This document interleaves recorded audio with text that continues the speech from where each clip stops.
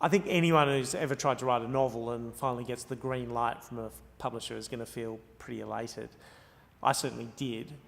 It's such a solitary endeavour, and I think you're inevitably plagued by self-doubt. So when you get that validation, it's a huge thing. It's fantastic.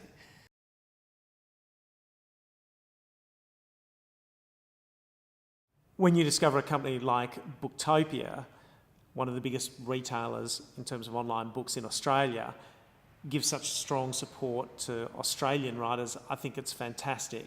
I feel incredibly appreciative of that. The idea for Shallow Water came from a conversation I was having with a friend about a family we both knew. The siblings in the family weren't talking to each other because of the way the oldest one was managing the family company. There were two things that fascinated me here. One was the way the family members communicated with each other, or didn't in this case, and the other was the way money fitted into their lives, their value system, if you will. When we're growing up, we often assume that other families interact in a similar way to our own. We often assume they have similar value systems.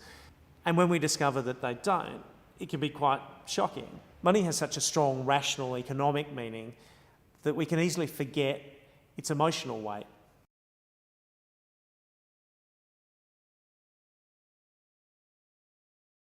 At the heart of the novel is the relationship between Brad and Gemma.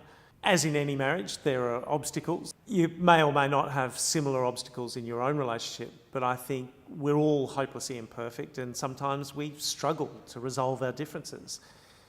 I think that's the difficult thing about love, but it's also the beauty of it.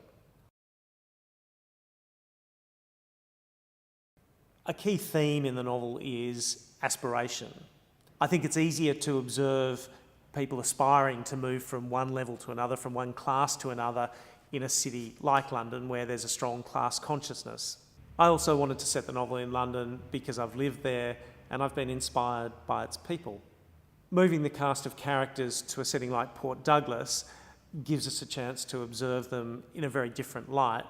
And there's another major plus. There's so many ways to die in Port Douglas. There's the crocs, there's the box jellyfish, there's the snakes, the spiders. The list just kind of goes on. And from a murder mystery point of view, Port Douglas's isolation makes it useful as an alternate setting to London.